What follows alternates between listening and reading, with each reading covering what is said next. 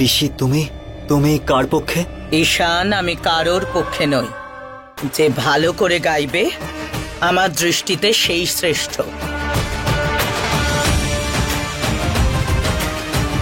ঠিক আছে, তাই হোক। আর দাদা, তুমি তো আগে থেকেই বৌদির সাথে বাঁধা পড়ে আছো, তাই মানে তুমি বৌদির পক্ষেই থাকবে।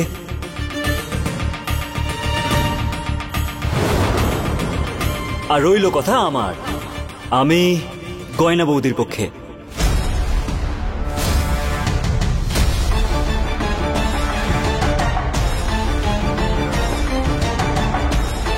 আরে এক মিনিট, জেঠিমা আবার কোথায় গেলেন? এখনো এলেন না কেন? এই ঈশান, তোর মা কোথায় রে? আসলে মায়ের শরীরটা ভালো নেই, তাই রুমে বিশ্রাম নিচ্ছে। শরীর ভালো নেই মানে কি হয়েছে ওনার?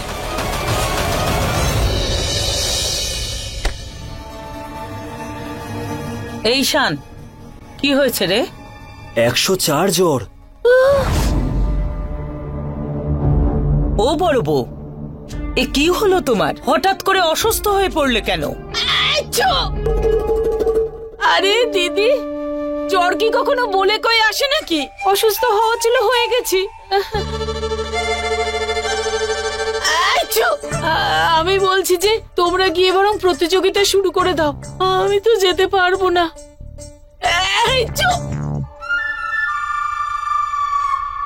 কিন্তু জেঠিমা, আপনাকে ছাড়া প্রতিযোগিতা শুরু কি করে হবে? আচ্ছা ঠিক আছে, আপনি বিশ্রাম নিন। জেঠিমা, আমি আপনার জন্য দেশি কাঢ়া তৈরি করে আনছি, ওটা খেলেই আপনি ঠিক হয়ে যাবেন। কোনো দরকার নেই, মানে আমি বলছি যে আমি এক্ষুনি ওষুধ খেয়েছি, অসুস্থ হয়েছি। খিদে পেয়েছে নাকি? খেলেই তাড়াতাড়ি সুস্থ হয়ে যাব। আর এমনও তো নয় যে আমাকে ছাড়া প্রতিযোগিতা শুরু করা যাবে না। তাই তোমরা যাও, আর আমি বিছানায় শুয়ে শুয়ে ভজন শুনবো, ঠিক আছে? এখন জেঠিমা যদি বাইরে না আসেন, তাহলে আমি ওনার ওপর নজর রাখবো কি করে? আর আমি জানতেও পারবো না বাড়িতে যা কিছুই হচ্ছে তার পিছনে উনি আছেন কি নেই। জেঠিমা শুনুন, কোনো ব্যাপার নয়, আপনি এখানে থেকে রেস্ট নিন। শুধু এটা বলেন যে আপনি আমাদের মধ্যে কার পক্ষে আছেন, গয়না গয়না নাকি আমি? আরে আমি 100% তোমার পাশে আছি। আমার মাথা খারাপ হয়ে গেছে নাকি যে আমি এই গয়নার পাশে থাকবো, তাই না?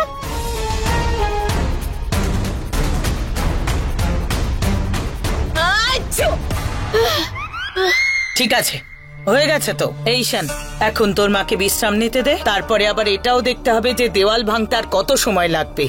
আরে বাবা, চলো সবাই, প্রতিযোগিতা শুরু করতে হবে। জ্বর না কমলে পরে দেখা যাবে। চলো। কি হলো, থামলে কেন? কিছু না ডাক্তারবাবু। তোমাদের দুজনকে কি কাঁধে তুলে নিয়ে যাব? চলো তাড়াতাড়ি।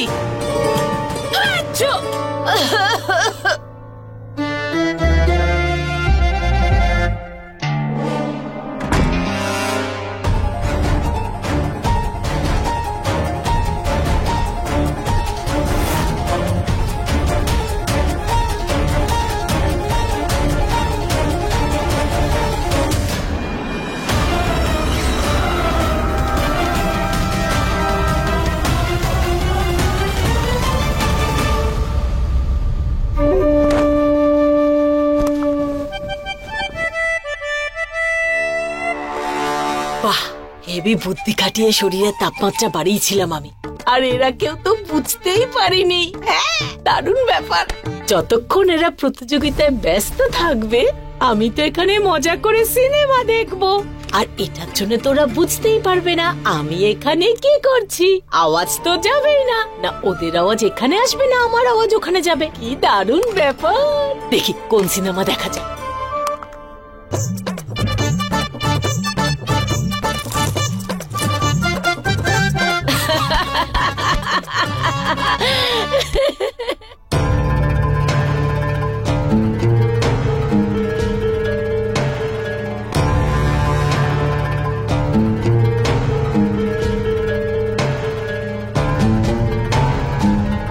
তাহলে দেরি না করে শুরু করা যাক ভজন প্রতিযোগিতা আলিয়া আর গয়নার মধ্যে। 1 মিনিট, পিসিমা কোথায় গেলেন?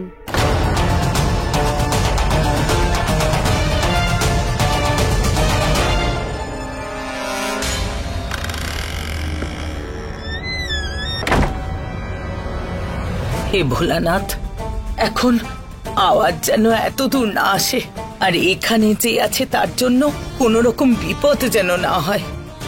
সামলে নিও ঠাকুর। জেঠিমার রুম থেকে তো সবাই একসঙ্গে বেরিয়েছিলাম, তাহলে পিসি কোথায় চলে গেল? জেঠিমাও তো নিজের ঘরে আছেন, আর পিসিমাও এখানে নেই। তাই একটা কথা তো পরিষ্কার, সবার ওপর আক্রমণকারী নয় নেকড়ে, আর নয় তো এরা দুজনে। কিন্তু জানতে তো হবে যে এদের মধ্যে কে। আমি তো জোরে আওয়াজ একদম সহ্য করতে পারবো না। পিসি যদি এভাবে বেঁধে না রাখতো তাহলে হয়তো রুমেই চলে যেতে পারতাম। ভজনের এই জোরে আওয়াজ শুনতে পেতাম না। কিন্তু পিসিমা কতক্ষণে আসবেন? পিসি চলে আসবে বৌদি, তুমি এত খামোকা চিন্তা করছো কেন? কিন্তু পিসিমা হঠাৎ করে কোথায় চলে গেলেন? কি করছেন উনি? আবার উনি নেই তো এই সবকিছুর পিছনে? আমার ওনাকে খুঁজতে যেতে হবে।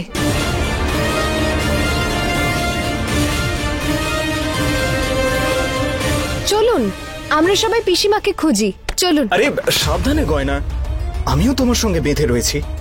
ডাক্তারবাবু ক্ষমা করবেন, চলুন না আমরা পিসিমাকে নিয়ে আসি। ঠিক আছে, কিন্তু আসতে, আমাকে ফেলে দিও না যেন। হ্যাঁ আসুন।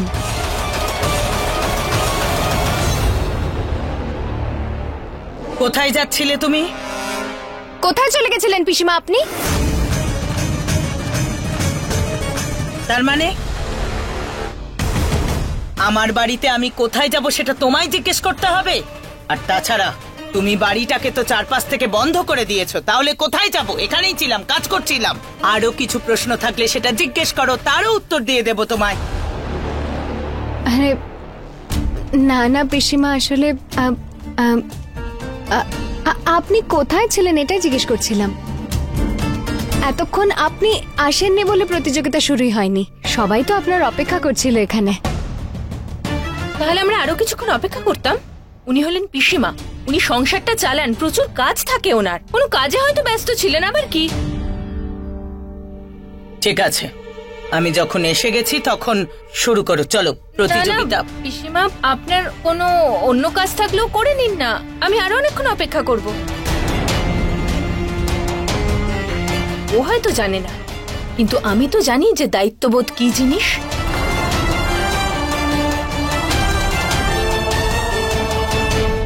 আলিয়া যখন পিসি বলছে যে ওনার কাজ হয়ে গেছে, তখন তুমি ওনাকে যাওয়ার জন্য কেন বলছো? তুমি ভয় পেও না, প্রতিযোগিতা আজই হবে আর কিছুক্ষণ পরই হবে।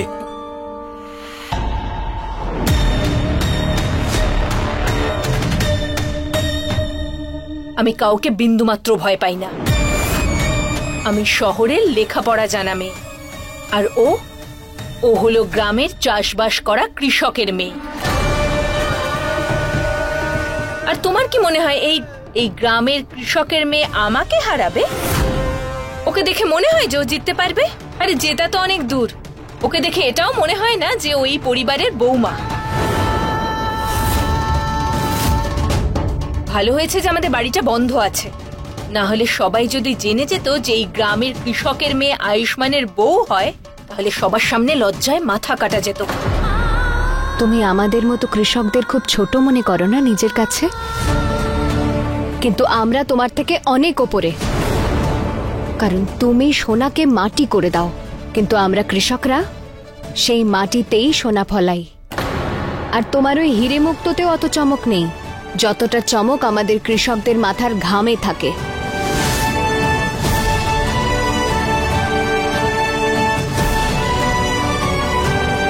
তুমি যতই আমাকে ছোট মনে করো আলিয়া, কিন্তু এটা আমার গর্ব যে আমি কৃষকের মেয়ে।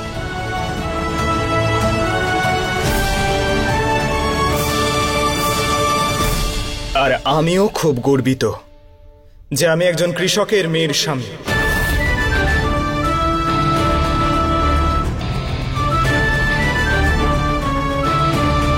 শহরের মেয়ে বলে তোমার অহংকার না আলিয়া, কিন্তু আমার আফসোস হয় যে শহরে পড়াশোনা করা সত্ত্বেও তোমার ভাবনা চিন্তা এই রকম, যে একজন কৃষকের পরিশ্রমকে ছোট চোখে দেখে। একটা কথা খুব ভালো করে শুনে রাখো আলিয়া, দেশের শক্তি তার মাটির শক্তিতেই হয়। কিন্তু তোমার মতো মানুষেরা মানুষকে বিচার করে তার স্ট্যাটাস দিয়ে, কিন্তু মানুষের আসল পরিচয় তার মনুষ্যত্ব, তার পরিশ্রম আর তার আত্মসম্মান হয়। আর গয়নার কাছে এই সব কিছু রয়েছে, সেই জন্য আমার নজরে গয়না তোমার থেকে অনেক উপরে রয়েছে।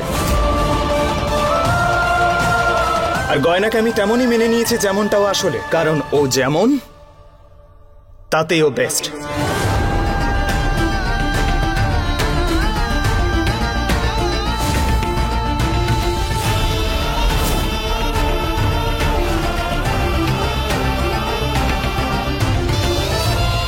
ডাক্তারবাবু আমাকে এত সম্মান করেন, কিন্তু আমি ওনার কাছেই মিথ্যে বলছি যে আমি নেকড়ের ব্যাপারে কিছু ভাবছি না।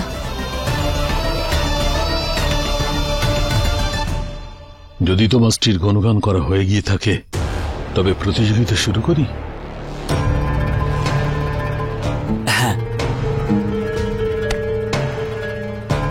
চলুন তাহলে আজকের প্রতিযোগিতা শুরু করা যাক, যার থেকে এটাই প্রমাণিত হবে যে কে হলো আসল গায়ক আর জেতার যোগ্য।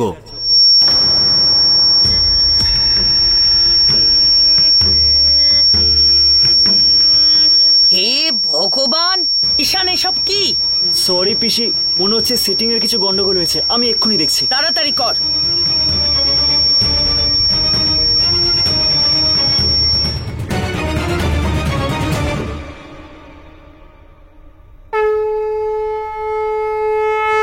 হে ভোলানাথ, আমাকে সাহায্য করবেন। এই ভজন প্রতিযোগিতাটা করার একটাই উদ্দেশ্য, আর সেটা হলো এটাই যে বাড়িতে যদি নেকড়ে থেকে থাকে তাহলে সে যেন সবার সামনে ধরা দেয়।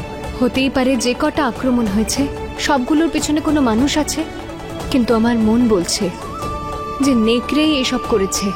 কিন্তু সব থেকে প্রয়োজনীয় তো এটাই যে এই সব কিছু করছে সে ধরা পড়ে যাক। ব্যাস গয়নার কত প্রার্থনা করবে তুমি? তুমি ভোলানাথের পছন্দের ভক্ত, উনি তোমাকে কখনো হারাতেই পারেন না। তুমি একদম চিন্তা করো না, তুমিই জিতবে। ধন্যবাদ ডাক্তারবাবু, আমার এভাবে সঙ্গে থাকার জন্য, আমাকে বিশ্বাস করার জন্য। আমার খুব ভালো লাগছে যে আপনি আমায় নিয়ে গর্ব করেন। আচ্ছা, এতে থ্যাংক ইউ বলার কি আছে? আমি সব সময় তোমার সঙ্গে থাকবো। সত্যি তো? যদি আমি আপনাকে না বলে কিছু করে থাকি, আপনি আমার সঙ্গ দেবেন তো? হ্যাঁ গয়না, কারণ আমি জানি তুমি যা কিছুই করবে সেটা সবার জন্যই ভালো হবে, তাই আমার চিন্তা করার কোনো কারণই নেই। আমি আপনার কাছে অনেক কৃতজ্ঞ ডাক্তারবাবু যে আপনি সব সময় আমার পাশে থাকেন। কিন্তু আমি আপনাকে এটা বলে কোনো দুশ্চিন্তায় ফেলতে চাই না যে আমি ভজন প্রতিযোগিতার নামে বাড়িতে নেকড়ে ধরার জাল পেতেছি। আমার সম্পূর্ণ বিশ্বাস আছে যে সত্যিটা সবাই খুব তাড়াতাড়ি জানতে পেরে যাবে, আর আপনিও আমার উপর রাগ করবেন না। গয়না, একটা কথা সব সময় মনে রেখো, যাই হয়ে যাক না কেন আমি সব সময় তোমার পাশে থাকবো।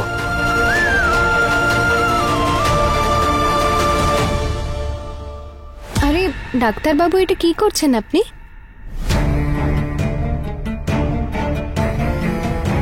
চলো এবার তোমরা সবাই ফিরে এসো।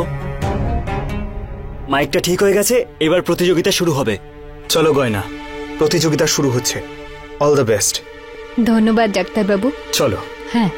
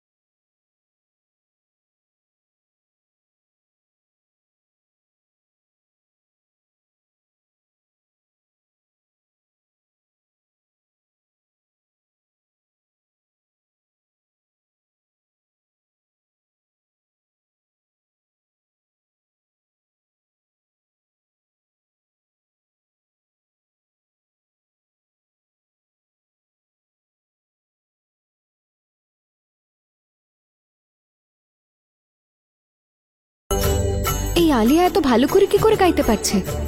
ও তো ভজনের ভও জানে না। আর পিসিমা, ওনাকেও তো একদম সুস্থ লাগছে। ওনার এই জোরে আওয়াজে তো কোনো সমস্যাই হচ্ছে না। তাহলে কি জেঠিমার এই শব্দে কোনো সমস্যা হচ্ছে?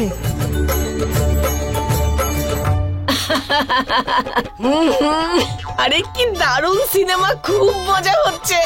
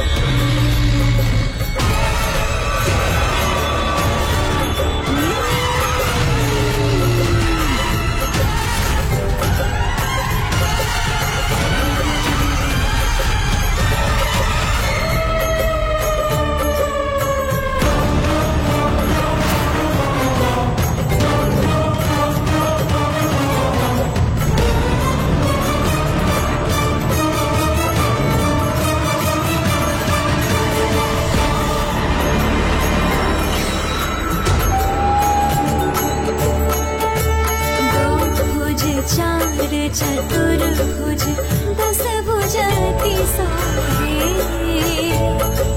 त्रिगुण रूप निरखता त्रिगुण रूप निरखता त्रिभुवन जन मोहे ओम जय शिव ओंकारा।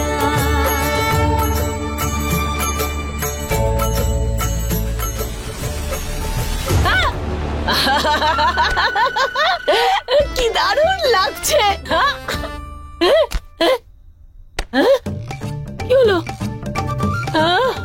এটা কি করে খুলে গেল? এবার তো সিনেমাটাই বন্ধ করতে হবে। আরে হ্যাঁ।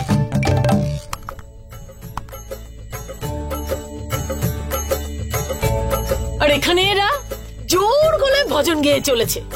আরে বাবা, তাড়াতাড়ি সিনেমা চালাতে হবে, না হলে পরে অসুবিধে হবে।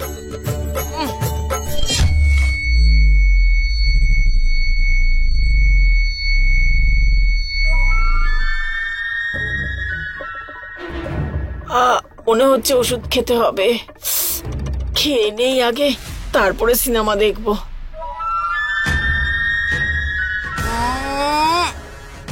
এত মাথা ব্যথা কেন করছে? এত মাথাটা কেন ধরলো আমার?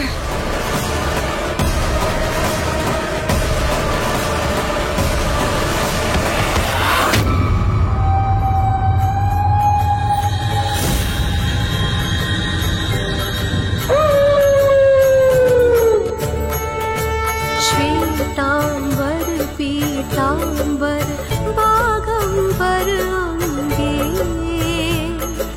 सनकादिक गरुणादिक सनकादिक गरुणादिक भूतादिक संगे ओम जय शिव ओंकारा।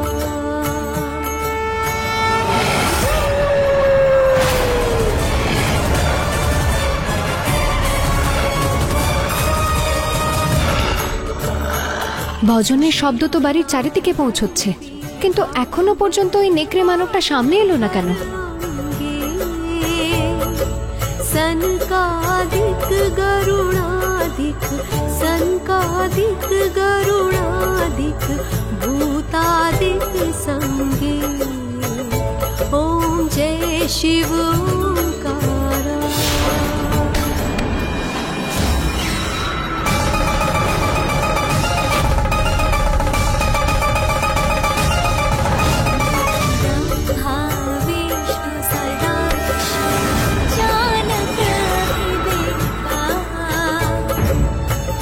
प्रणवाक्षर में शोभित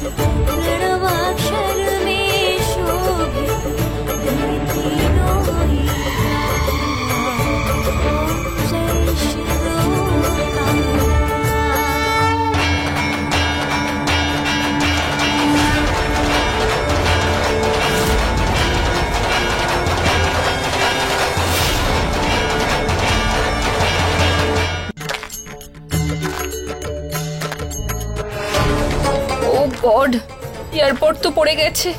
এবার আমি গান গাইবো কি করে? এবার তো মায়ের প্ল্যান ফেল হয়ে যাবে। এই সমস্যার কোনো সমাধান নেই মা। আমি ভজন গাইবো কি করে যেখানে ভজনের 4টে লাইনও আমি গাইতে জানি না? তুই একদম চিন্তা করবি না রে মা। তুই শুধু হেডফোনটা পরে নিবি আর সেটা চুল দিয়ে ঢেকে রাখবি। আমি এখান থেকে তোকে গানের লাইনগুলো বলে দেব আর তুই সেইভাবেই গান করে ওকে একদম হারিয়ে দিবি। ইয়েস মা, গ্রেট আইডিয়া। মা হয়তো গানের কথাগুলো এখনো বলছে। আমাকে এয়ারপোর্টটা নিয়ে গান শুরু করতে হবে, না হলে তো সবাই আমার সত্যিটা জানতে পেরে যাবে। কি হলো আলিয়া, গান করো। কি হলো ডাক্তারবাবু, আপনি ঠিক আছেন তো? গয়না, আমার কিচ্ছু হয়নি, তুমি গাইতে থাকো। কি হয়েছে বৌদি? দাদা তুমি ঠিক আছো তো? দেখো না ঠাকুরপো, ডাক্তারবাবু। আমি বললাম না কিচ্ছু হয়নি আমার, আর তুমি থামলে কেন? তুমি হাঁটতে চাও, গাইতে থাকো। বৌদি সবকিছু ঠিক আছে, আর এমনিতেও আলিয়াকে এখন গাইতে হবে। আলিয়া তুমি ভজন গাওয়াটা শুরু করো। আরে গাইবো কি করে? এয়ারপোর্টই নেই তো।